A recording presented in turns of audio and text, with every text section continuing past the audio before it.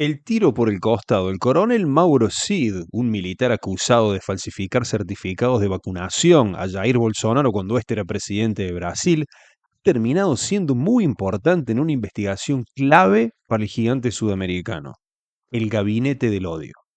Para reducir una eventual condena, Cid hizo valer su derecho de acceder a lo que se llama delación premiada. Es una manera que hay en Brasil de que una persona, si aporta datos relevantes sobre algún tipo de investigación, puede ver que su condena es reducida, es decir, una colaboración eficaz, se dice en otros lados. En su declaración, que fue remitida por la Policía Federal al Tribunal Supremo Federal hace muy poquitos días, Cid pormenorizó, dio detalles sobre cómo funcionaba este gabinete del odio, que no era más ni menos que un grupo de personas que se encargaba de difundir noticias falsas contra opositores al expresidente brasileño. Este informe de la Policía Federal que llegó al tribunal todavía no se ha hecho público, sin embargo hay investigaciones previas dadas a conocer el año pasado y según las cuales el Gabinete del Odio era un grupo organizado que llevaría a cabo ataques contra opositores políticos en el mundo digital, sobre todo en las redes sociales.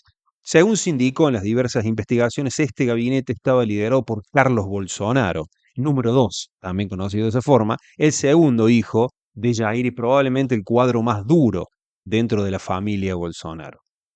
Por supuesto que la existencia de grupos organizados que dan noticias falsas no es ninguna novedad.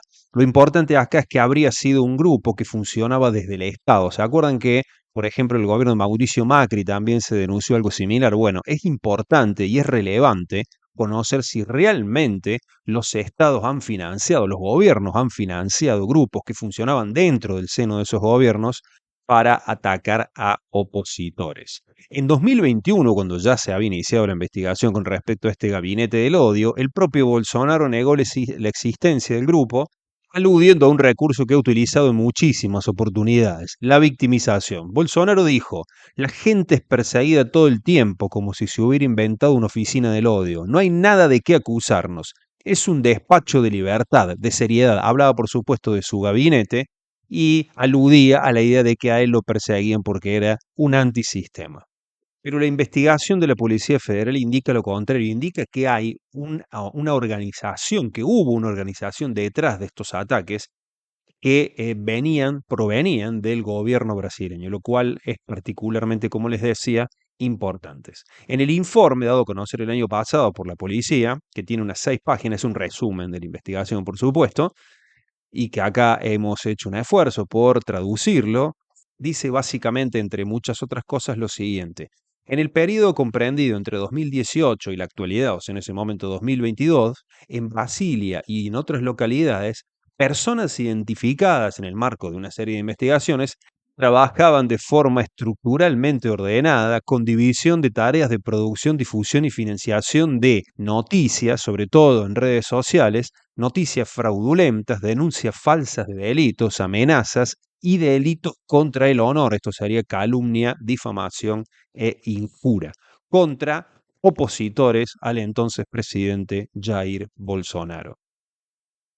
La policía añadió que este grupo operaba bajo básicamente 4 características. Volumen alto, esto quiere decir que las noticias o las informaciones se repetían sistemáticamente mediante miles de cuentas a través de muchos canales de redes sociales, lo que implica una gran variedad de voces y muchas fuentes. Velocidad, continuidad y repetición, es decir, se enfocaba a dar una primera impresión bien fuerte, perdurable en el receptor, que genera familiaridad con la información y en consecuencia una eventual aceptación. La tercera característica sería, por supuesto, sin ningún tipo de compromiso con lo verdadero y finalmente sin compromiso con la coherencia del discurso a lo largo del tiempo, es decir, las noticias de un día al otro, de una semana a la otra, bien podrían contradecirse. Eso era lo de menos. Bueno, el informe sigue, pero quería quedarme con esto. Si bien lo que se acaba de describir es habitual en la creación de cadenas de noticias falsas, no es tan extraño que haya una intencionalidad detrás de esa creación. Esta frase creo que resume la idea de la investigación de la Policía Federal y la parte más importante del asunto.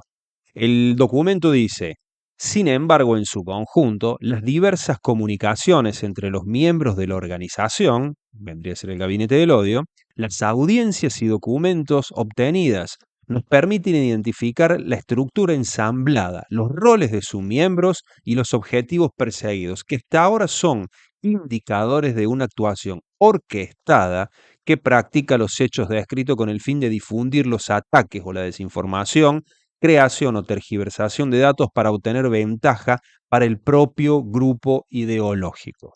Uno de los casos más sonados de las acciones del Gabinete del Odio tiene que ver con las denuncias de fraude que sucedieron después de las elecciones que decretaron la victoria de Luis Ignacio Lula da Silva sobre Jair Bolsonaro.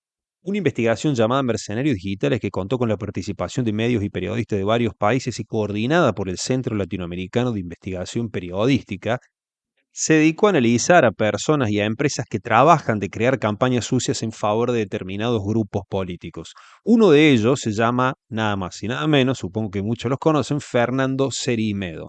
En la nota La opaca historia de Cerimedo, el consejero de la derecha trampista sudamericana, se indica lo siguiente. La derrota de Jair Bolsonaro en las elecciones brasileñas le abrió una oportunidad a Fernando Cerimedo: posicionarse como referente de la comunicación digital para la ultraderecha latinoamericana, repitiendo el cuento de la gran mentira.